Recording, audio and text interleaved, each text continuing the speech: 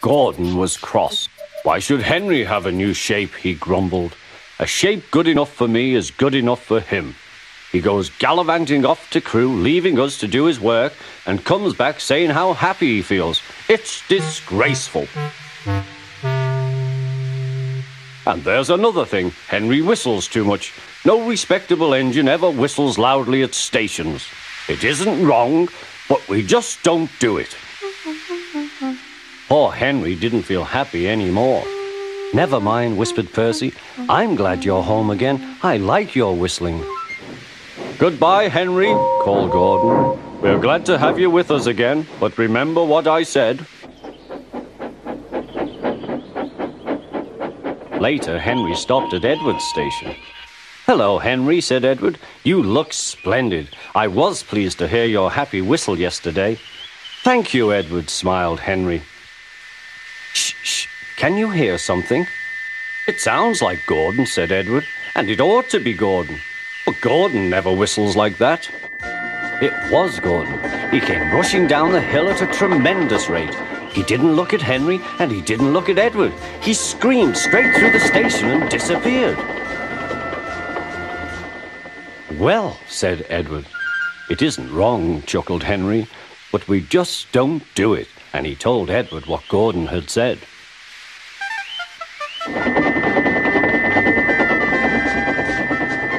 Meanwhile, Gordon screeched along the line. The noise was awful.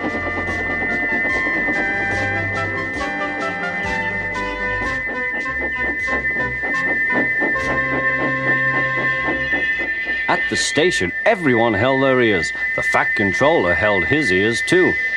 Take him away, he bellowed, and stop that noise! Gordon puffed sadly away, but he wouldn't stop whistling until two fitters climbed up and knocked his whistle valve in place.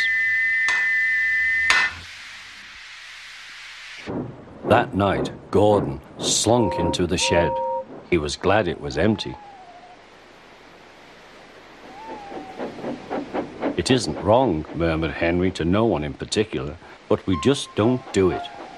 No one mentioned whistles. Next morning, Henry was enjoying himself enormously. I feel so well, he sang. Trickety-trot, hummed his coaches. Then he saw some boys on a bridge. Peep, peep, hello, he whistled. Oh, he called. The boys didn't wave and take his number. They thought it fun to drop stones on him instead.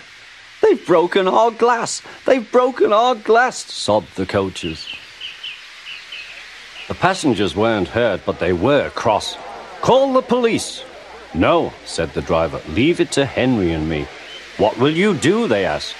Can you keep a secret? Yes, yes. Well then, said the driver.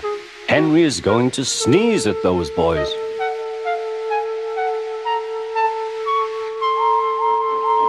Lots of people were waiting at the station just before the bridge. They wanted to see what would happen. Henry has plenty of ashes, said the driver. Please keep all windows shut till we have passed the bridge. Henry is as excited as we are, aren't you, old fellow? Henry was feeling stuffed up. Soon they could see the boys, and they all had stones. Are you ready, Henry, said his driver. Sneeze hard when I tell you. Now, he said. Achoo, shoo!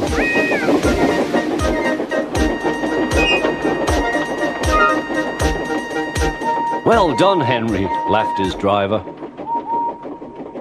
Henry went home very pleased with himself. He had taught Gordon and silly boys a lesson with a whistle and a sneeze.